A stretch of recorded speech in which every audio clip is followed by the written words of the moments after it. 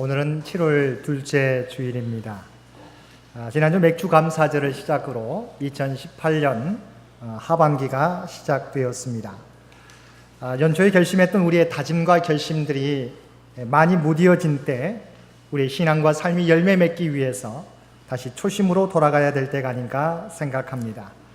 그래서 오늘은 이 땅에서 하나님의 사역을 시작하셨던 예수님의 모습과 호세아 선지자의 말씀을 돌아보므로 2018년의 남은 시간들 무엇에 초점을 맞추며 살아가야 될지 함께 결단하는 귀한 시간이 되시기를 바랍니다. 먼저 성경에 나와 있듯이 예수님의 공생애는 세례 요한이 잡힘으로부터 시작되었습니다. 이제까지 광야의 소리로서 주님의 길을 예비했던 세례 요한이 분봉왕 헤롯에게 잡혀 옥중에 잡히게 되자 주님께서 자신을 세상에 드러내기 시작하신 것입니다. 주님께서는 하나님의 아들이셨지만 결코 다른 사람의 사역을 침해하지 않았습니다. 세례 요한이 일할 때는 자신을 드러내지 않으셨다가 세례 요한이 옥중에 잡히시고 난 이후에서부터 자신을 세상에 드러내기 시작했습니다. 주님께서 이 땅에서 하나님의 사역을 시작하시면서 외치셨던 첫 일성이 무엇이었습니까? 우리가 잘 알고 있듯이 회개하라 천국이 가까이 왔느니라 입니다.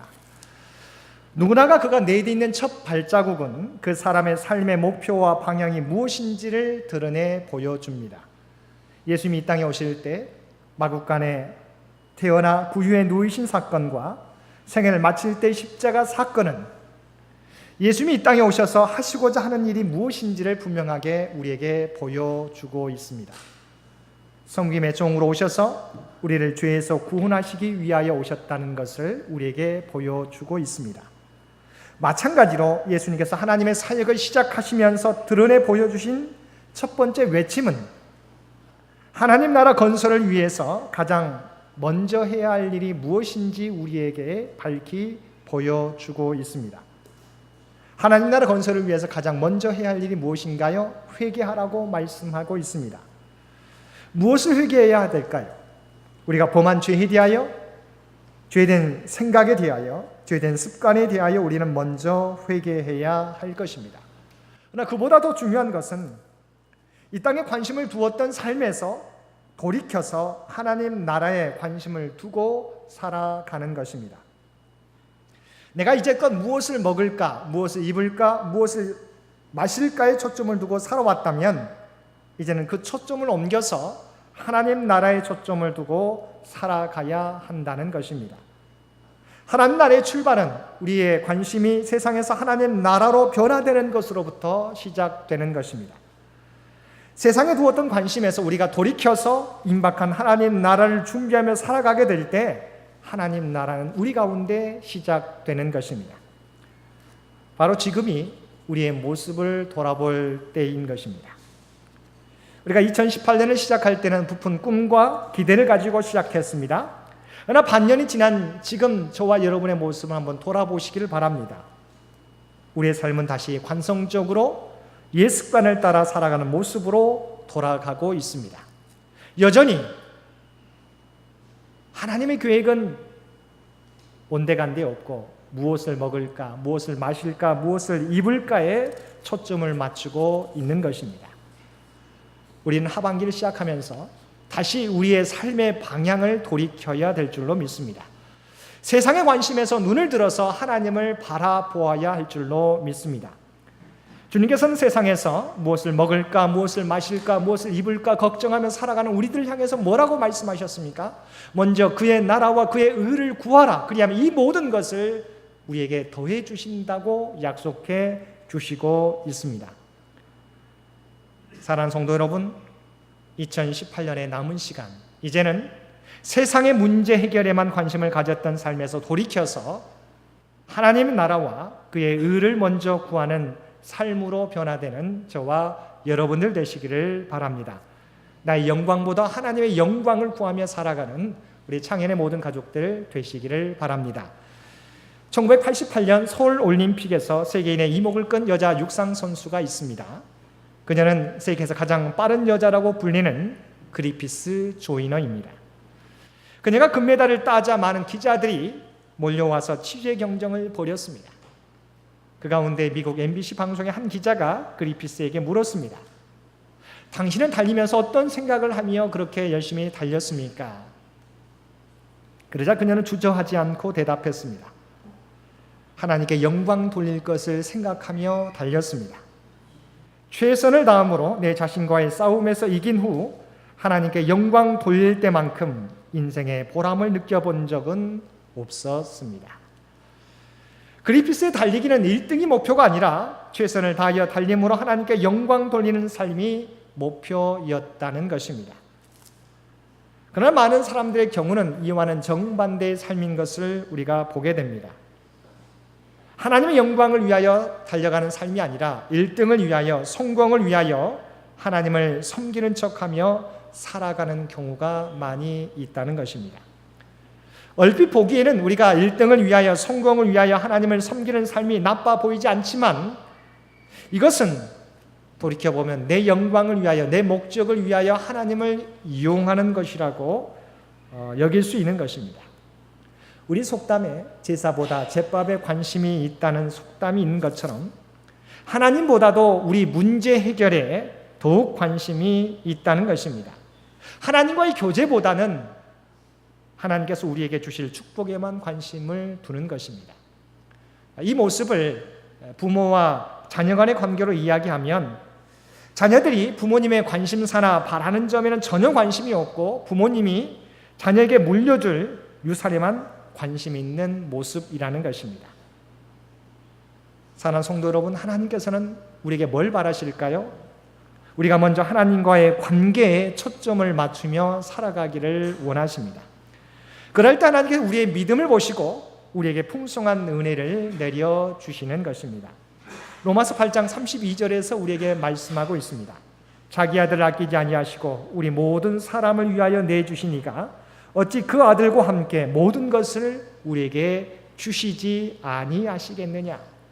이미 우리 주님께서는 우리에게 얼마나 복을 내려주실지, 우리를 위하시는지를 자신의 독생자 예수님을 통해서 보여주셨습니다. 우리를 사랑하시되 독생자 아들까지 내어주시는 사랑으로 우리를 사랑하신다고 말씀해주고 있습니다.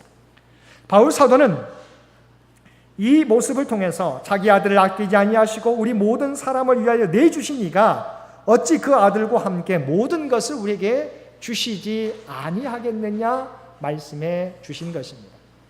가장 소중한 것을 우리에게 보여주셨어요. 보내주셨어요. 다른 것들은 덤으로 우리에게 주실 것이라고 말씀하고 계신 것입니다. 만약 우리가 부모님의 뜻보다 부모님 우리에게 주실 유산만 바라본다면 그 자녀는 효자나 효녀가 될 수 없을 것입니다.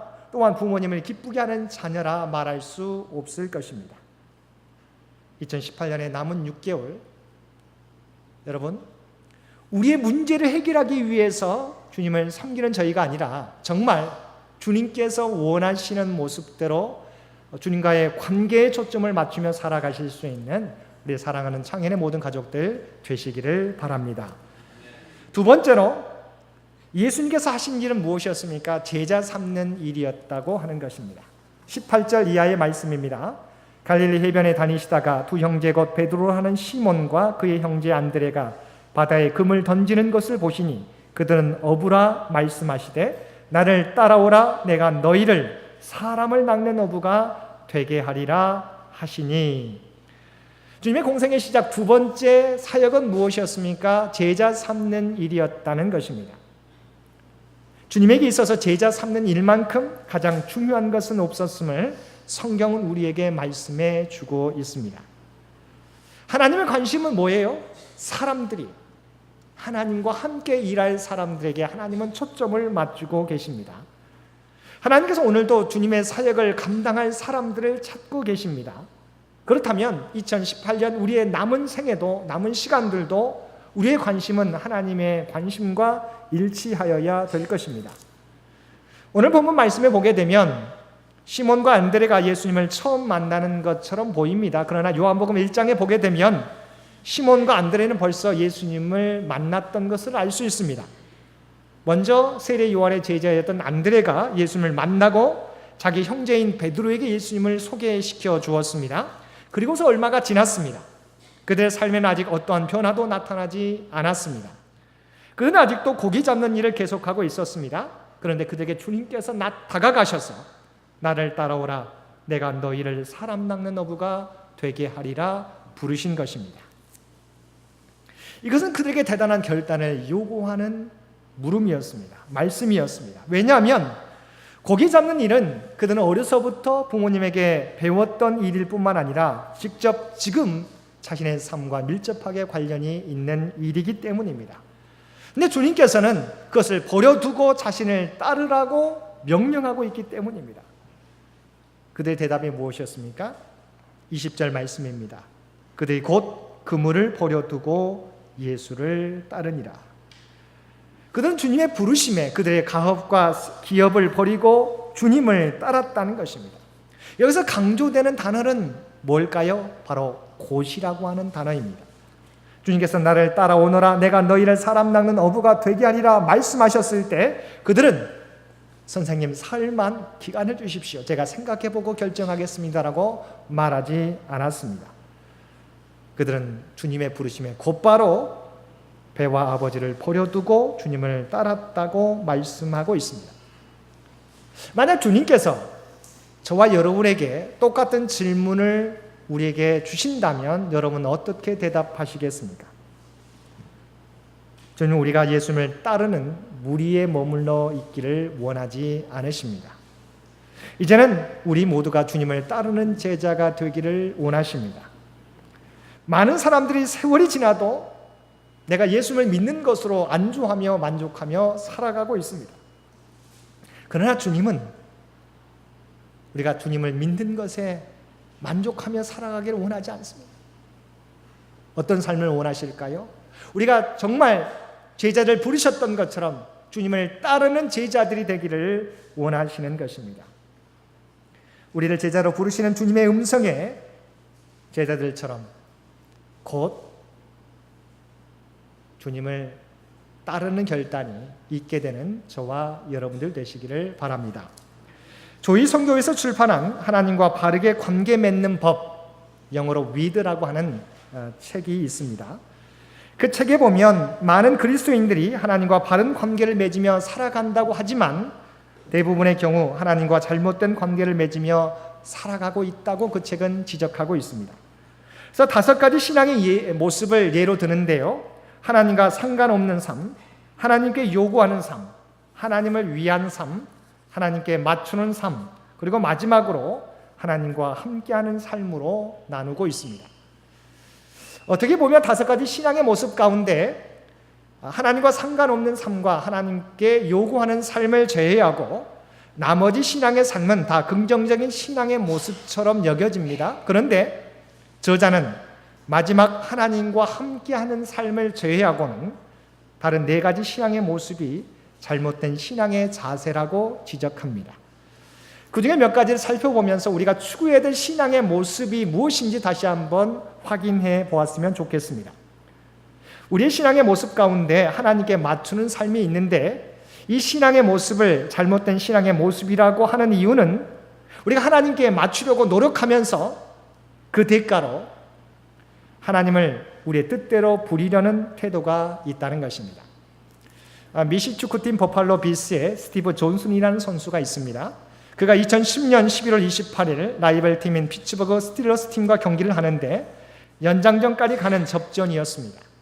존슨이 마침 경기를 끝낼 수 있는 좋은 찬스를 가졌는데 마지막 엔드라인에서 공을 놓침으로 팀이 경기에 지고 말았습니다. 그런데 경기가 끝난 후에 이 존슨은 트위터에 하나님의 경기를 지게 했다는 글을 올리며 하나님을 비난했던 것입니다. 존슨은 다음과 같이 트위터에 썼습니다. 나는 항상 당신을 찬양했는데 당신은 나를 이렇게 대우하다니 나는 절대로 이 사건을 잊지 않을 거야 라고 트위터에 쓴 것입니다. 존슨이 가지고 있었던 신앙의 모습은 하나님께 맞추려고 열심히 노력하는 사람이었습니다. 그런데 그 신앙의 모습이 어떤 위험성을 가지고 있는지 실감나게 보여주고 있는 것입니다. 미시축구 선수인 존슨은 하나님을 예배했습니다. 그리고 그 대가로 경기장에서 하나님의 도움을 구했습니다. 하지만 하나님의 도움이 없자 하나님께서 약속을 깨뜨렸다고 그는 하나님을 비난했던 것입니다. 그런데 이 모습이 과연 이 선수에게만 있는 모습인가요? 그렇지 않을 때가 많이 있다는 거예요. 우리가 예배하고 봉사하는 것이 하나님의 사역을 이루려는 목적이 아니라 내가 원하는 것을 얻기 위한 주님과의 거래일 때가 많이 있다는 거예요. 내가 이렇게 봉사하고 이렇게 헌신하니까 하나님 제가 원하는 것을 들어주십시오라고 우리가 주 앞에 요구할 때가 많이 있다는 거예요. 이런 관계는 실질적으로 피조물인 우리가 창조주인 하나님보다 더 높은 위치에 있다는 것을 의미합니다. 우리가 하나님을 조종하려고 하는 거예요. 하나님과 우리가 딜을 하려고 하는 거예요. 하나님과 거래하려고 하는 거예요. 당연히 이러한 신앙은 올바른 신앙의 자세가 아닌 거예요. 하나님이 원하는 것을 하나님께서 원하는 것을 목표를 추구하는 삶이긴 하지만 그것은 내가 원하는 것을 얻고자 하는 신앙의 모습이라고 하는 거예요. 두 번째 예는 하나님을 위하는 삶도 잘못된 신앙이라고 지적합니다. 어떻게 보면 하나님을 위하는 삶이 어떻게 잘못되었느냐고 우리가 물을 수 있습니다. 저도 처음에는 하나님을 위하는 삶이 어떻게 잘못된 신앙의 모습인가 저도 의아하게 생각했습니다. 그런데 책의 내용을 통해서 그렇게 주장하는 이유에 대해서 공감하게 되었습니다. 이유는 우리가 하나님의 일을 한다고 하면서 하나님과의 관계는 소홀히 여길 수 있다는 것입니다. 주님께서 산상순 말미에 하나님을 위한 삶의 폐해에 대해서 지적하신 적이 있습니다.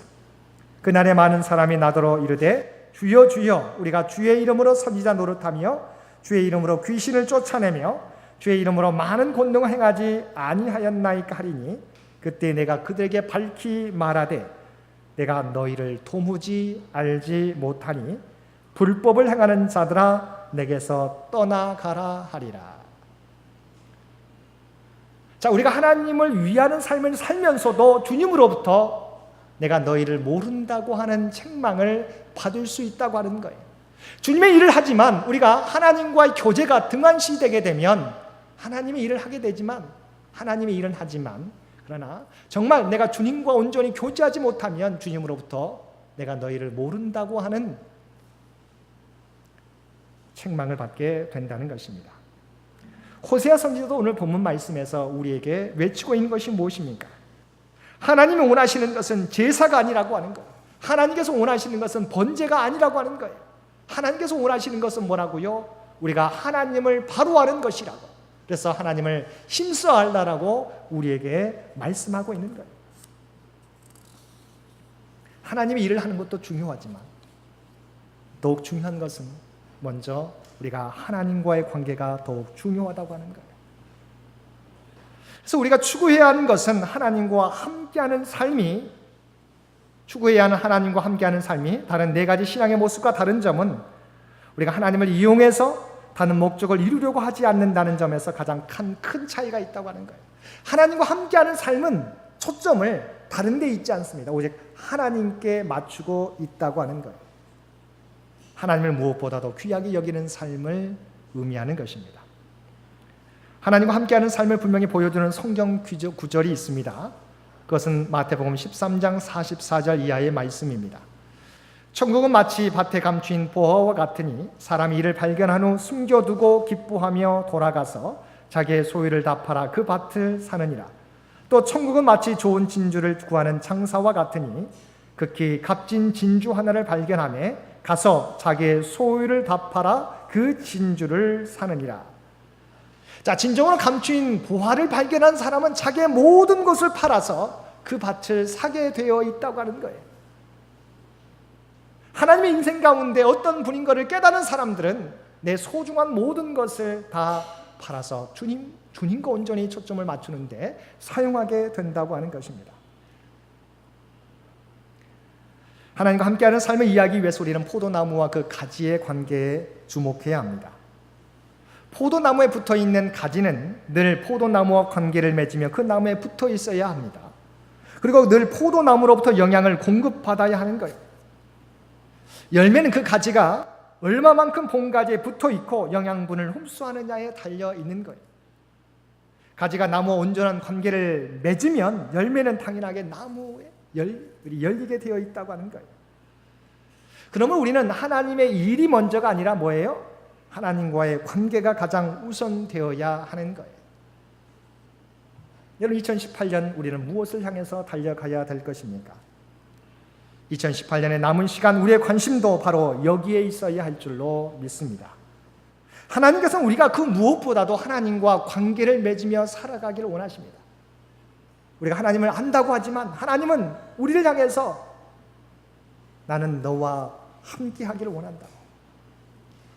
내가 나를 더욱더 알아가기를 원한다고 말씀하시고 계십니다. 하나님께서 우리가 먼저 우리가 말씀과 기도로 주님의 말씀을 듣고 하나님과 교제하며 살아가기를 원하십니다. 인생의 우선순위가 먼저 하나님과의 관계여야 된다고 하는 거예요. 하루를 시작하면서도 우리가 말씀과 기도로 시작하는 삶을 하나님께서 우리에게 원하시는 거예요. 그러하게 될 때 자연스럽게 우리의 삶을 통하여 하나님의 뜻이 드러나며 하나님의 영광이 드러나게 될 것입니다. 여러분, 2018년이 이제 하반기를 우리가 달려갑니다. 무엇에 초점을 맞추며 살아가야 될 것입니까? 다시 한번 하나님이 원하시는 하나님과의 관계에 초점을 맞추시며 하나님의 말씀과 기도로 늘 포로나무 가진 포로나무이신 예수님께 붙어 있어 살아가실 수 있는, 그리하여 많은 열매를 이 땅에 맺으며 살아가실 수 있는 우리 창현의 모든 가족들 되실 수 있게 되기를 주님의 이름으로 간절히 축원드립니다. 함께 기도드리겠습니다. 사랑하는 충만하신 아버지 하나님, 2018년 지금까지 지켜주시고 하반기를 향하여 달려갈 수 있도록 은혜 베풀어 주심을 진심으로 감사드립니다. 우리의 결심이 약해진 이때, 묻어진 이때 다시 한번 주께서 관심하는 곳에 우리의 초점을 맞추며 살아가는 우리 모두가 되게 하여 주시옵소서.